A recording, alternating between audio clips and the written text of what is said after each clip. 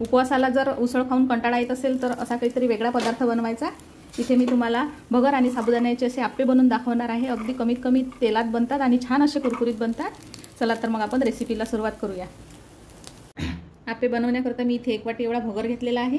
याला वरई सुद्धा म्हणतात। आपल्याला छान भाजून घ्यायचा याला 1 वाटी भगर आणि याला अर्धी वाटी एवढा साबुदाणा इथे घ्यायचा आहे। इथे हे सोबतच असं भाजून घ्यायचं आहे। इथे मी साबुदाणा सुद्धा घालून घेते आणि याला असं भाजून घ्यायचं। याला 5 मिनिट एवढं आपल्याला भाजून घ्यायचं आहे। आपलं हे छान भाजून झालेलं आहे। आता याला पूर्ण थंड होऊ द्यायचं आणि याला मिक्सरला असं बारीक करून घ्यायचं आहे। आता इथे हे छान थंड झालेलं आहे। आता मी असं मिक्सरला हे बारीक करून घेणार आहे।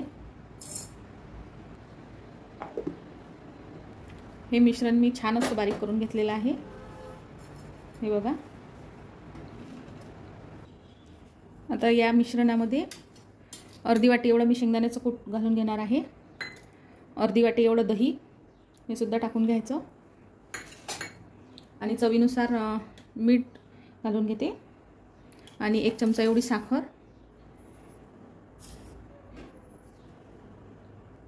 आता इथे मी मिरचीचे तुकडे टाकणार आहे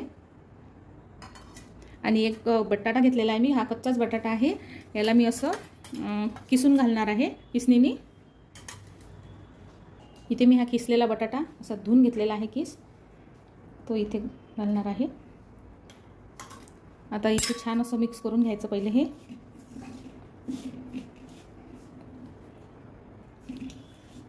असं छान असं सर्व मिक्स झालं की आता अगदी थोडं थोडं पाणी घालून याचं असं बॅटर तयार करून घ्यायचं आहे। जसं आप्यांना लागते तसं बॅटर तयार करून घ्यायचं।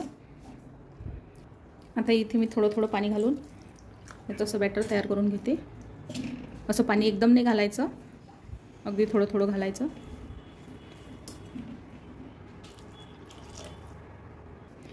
हे बघा असं इतकं इथे बघू शकता तुम्ही। असं इतकं असं हे अशा प्रमाणात हे बॅटर पाहिजे। जास्त सैलसरही नाही, जास्त घट्ट पण नाही। आता याला आपण असं 10 ते 15 मिनिट असंच ठेवून देऊ। आता आपलं बॅटर छान सेट होते तोपर्यंत आपण शेंगदाण्याची चटणी बघणार आहोत। इथे तुम्ही ओलं खोबरं नारळ सुद्धा वापरू शकता। इथे मी शेंगदाणे घेतलेले आहेत भाजलेले। यामध्ये हिरवी मिरची घालून घ्यायची आणि 2 चमचे एवढे दही घालून घ्यायचं आणि चवीनुसार इथे मीठ घालून घ्यायचं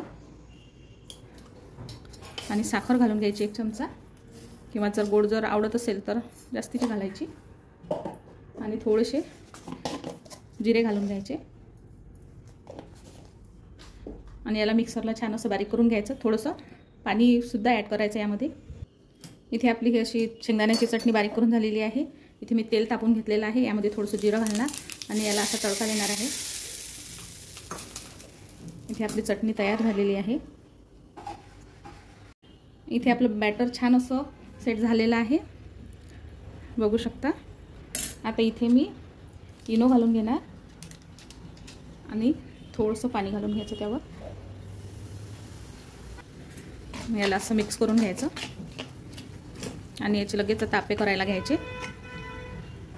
आता इथे मी आप्पे पॅन ठेवलेला आहे। यामध्ये असं छान असं तेल टाकून घ्यायचं थोडं थोडं। तुम्ही तुपावर सुद्धा हे आप्पे शेकू शकता। आता मी इथे तेल टाकून घेतलं।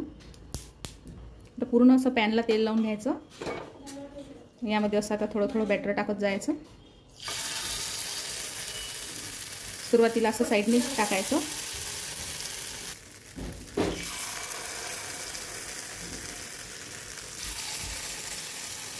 आता इथे मी असं झाकण ठेवणार आहे। आता इथे 5 मिनिट असे झालेले आहेत, बघू शकता। छान असे आप्पे फुललेले आहेत। आता याला असं उलटवून द्यायचं। हे बघा खूप छान असे झालेले आहेत, अजिबातही चिपकत नाही।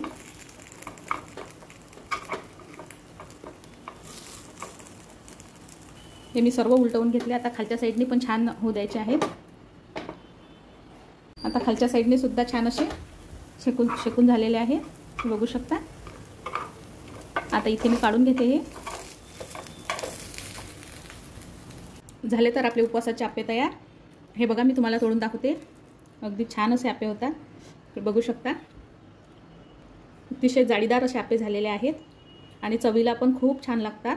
तुम्ही सुद्धा ट्राय करून बघा. आवडल्यास लाईक, शेअर आणि सबस्क्राईब करायला विसरू नका. धन्यवाद.